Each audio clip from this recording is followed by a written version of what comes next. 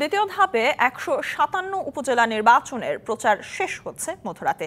শেষ মুহূর্তের প্রচারে ভোটারদের দাঁড়ে দাঁড়ে ছুটছেন প্রার্থীরা। পাল্টাপাল্টি অভিযোগে সরগরম ভোটের মাঠ। কয়েকটি উপজেলায় এমপিদের বিরুদ্ধে পছন্দের প্রার্থীর পক্ষে প্রভাব বিস্তারের অভিযোগ উঠেছে। মঙ্গলবার ভোট গ্রহণের দিন সহিংসতার আশঙ্কাও জানান কোনো প্রার্থী।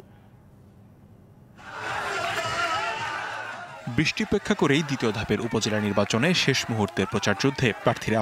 প্রচারণার শেষ দিনে ভোটারদের দাঁড়ে দাঁড়ে ছুটছেন তারা। পাল্টাপাল্টি অভিযোগে সরগরম ভোটের মাঠ। আচরণবিধি লঙ্ঘনও থেমে নেই। লক্ষ্মীপুরের রায়পুর উপজেলা নির্বাচনে চেয়ারম্যান প্রার্থী আলতাফ হোসেন হাওলাদার স্থানীয় সংসদ সদস্য নুরুদ্দিন চৌধুরী নয়নের বিরুদ্ধে প্রভাব বিস্তারের অভিযোগ করেন। আমার নির্বাচনী কর্মকাণ্ড পরিচালনা করছে, কিন্তু এরপরে দেখা যায় তাকে জোরপূর্বক আনারসের পক্ষে কর্মকাণ্ড পরিচালনা করাচ্ছে। সৈয়দপুর সদর উপজেলার চেয়ারম্যান প্রার্থী নুরুল আমিন কোতোয়াল নির্বাচনে প্রভাব খাটানোর অভিযোগ করেন স্থানীয় এমপি ইকবাল হোসেন অপুর বিরুদ্ধে। শরীয়তপুর সদরের এমপি ইকবাল হোসেন অপু আমার সমর্থক এবং কর্মীদেরকে ডেকে ডেকে বিভিন্নভাবে হুমকি ধামকি দিয়ে চলে যাচ্ছেন। একে অপরের বিরুদ্ধে অভিযোগ করছেন জাজিরা উপজেলার দুই চেয়ারম্যান প্রার্থী। প্রথম দিন থেকেই ষড়যন্ত্র চলছে। ষড়যন্ত্র করে নানাবিধভাবে আমাকে বিভিন্ন হয়রানি, আমার লোকজনকে হয়রানি করার চেষ্টা করছে। নগদে ৫০০ টাকা বা তার বেশি পেমেন্টে পেতে পারেন ঢাকায় জমিসহ ২০ কোটি টাকার পুরস্কার।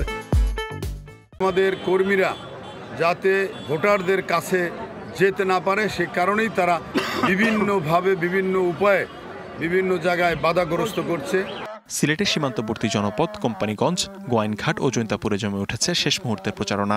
ভোটের প্রচারে প্রাকৃতিক ভারসাম্য বজায় রেখে পর্যটন খাতের উন্নয়নে কাজ করার প্রতিশ্রুতি দিচ্ছেন তারা।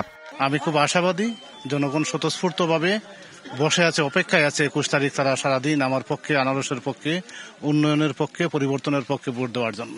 কুষ্টিয়ার ৪টি উপজেলায় ভোটের দিন সংঘাত সহিংসতা হতে পারে বলে শঙ্কা কোনো প্রার্থী ও তাদের সমর্থকদের। এর আগে গত ৮ই মে প্রথম ধাপের নির্বাচনে ভোট পড়েছিল ৩৬%।